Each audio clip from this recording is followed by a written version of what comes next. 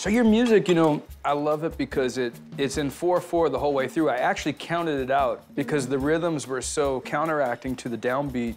I thought it was in an odd time signature, yeah. Where does that come from for you? Is that just from music school or? Probably a combination of things. I actually didn't go to music school. I did study privately most of my life. I played the cello from the time I was about 8 through college, and I've always been involved in like choir and all of those things, musical theater, those sort of things. And I also was exposed to a lot of Western classical music, having studied the cello, and also my mother was, or she is, a huge opera fan. Oh, really? The opera thing is interesting because the sound of your voice is very soft. Like, you don't go for the big, huge high note or something like that. Your thing is much more chilled out than that. You know, it's interesting because this record, it was something sort of struggled with in terms of the approach. And what we decided to do was focus more on nuance. Kind of coming from a more intimate place and trying to create a more intimate experience with the listener. You sing a little harder in the live show? I wouldn't say harder, but I would say definitely I have, you know, I do project a lot more than I am on that record. And that's something I really, really struggled with. But it's a record, and sometimes with a record, you just you go in a certain direction and try to hang with that for a while. Exactly, and it actually has worked in a way because what it does, it gives me a ton of room to open up in the live context, and it just creates more of that show energy for somebody who's just listened to the record all the time, and then they come in and they're like, oh. They get a little something different. Yeah, they can get the music and the song, but they get like a lot of sort of, I don't know, dynamics, basically, you know, and fireworks. Yeah, I've toured with Norah Jones a couple of times, and she sings very softly in the studio. She hits the mic really soft. And then in the live show, it's hard for her to get the monitors where she needs them to be because she's kind of like really chill, and the place is big, and the sound's going all over the place. It's hard for her to hear herself. Right. So it's interesting to see in one medium how it just responds so magnificently. In the other medium, it can be such a headache to get it to happen. It's a delicate balance. Yeah. But then I was always sort of surrounded by a lot of traditional African music. What's traditional African music? It could be traditional Rwandese music, which is a lot of stuff is in 5/8 or 6/8, and those sort of things are mostly played at like parties or rites of passage, you know, wedding or an engagement ceremony or something like that, which obviously you don't go to every day, but you know, hear it on occasion, and you do hear the music at home. Yeah. And I also grew up around a lot of like Central African pop music. So my parents played a lot of that. Like that was sort of like their pop music. That's just kind of in the blood, like the way my mom played bluegrass in the house, and it's just you know all of it just osmotically. Yeah, or something. Probably exactly. So that. But then you have the lyrical thing that I don't always hear in African music. Like I notice in a lot of the stuff that I get exposed to anyway, the lyrics will repeat themselves a lot, or there'll be like a chant, or there'll be just something that, like kind of a meditation that people. And your thing is more, it's a little bit more cerebral and a little bit more American in that kind of way. Well, that's obviously I grew up mostly here. I mean, you write lyrics in different... in different languages. In different languages. It's the small words. And I was actually appreciating the avocado. I was like, you write lyrics in different... I like corn and avocado.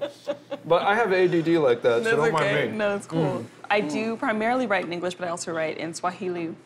And Kinyarwanda and Rutoro. My Kinyarwanda and Rutoro, Kinyarwanda is the language they speak in Rwanda, and Rutoro is the language that my mother's family, our language in the western part of Uganda.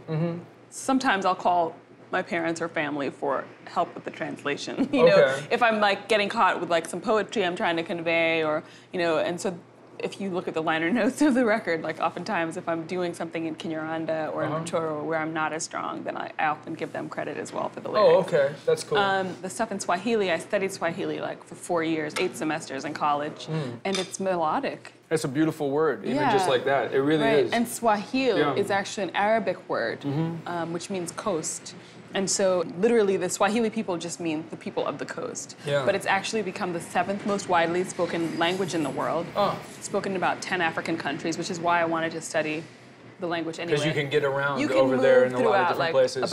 You know, like it's like learning Spanish or something in Europe. You can speak it pretty much anywhere. Like if you're on the border and you need to get across, you can drop some Swahili and you'll be okay. If you're translating, if you write in English and then you translate to Swahili, how do you know you're finding the exact right? Do you make exceptions to just find a word that'll flow better with the music, or do you try to find the exact word that means the exact thing definition-wise? Well, what I do try to honor is what is it that this song, you know, sounds like? What is it that the meaning might sound like? Does it feel more like I want to say it in Swahili. There's certain things that I'm saying in Swahili that it just feels like that's the language that I need to say. So you're trying to find the essence of it as opposed to the literal. Yeah, and it's not even so much about, oh, I have this song I want to write about, and then therefore let me choose the language. It's more about the language or the lyrics come to me, and they might come in English, they might come in Swahili. So your Swahili is so present, like just even on your frontal lobes, that you might just break into that if you're working on a song. It's not like a conscious. I mean, I'm not as fluent, obviously, as I am in English, but it definitely is something that will come to me totally just in Swahili at times. With this last record, it is predominantly in English, and I struggled with that because my record before was like half English, half Swahili, half some little bit of Kinyarwanda.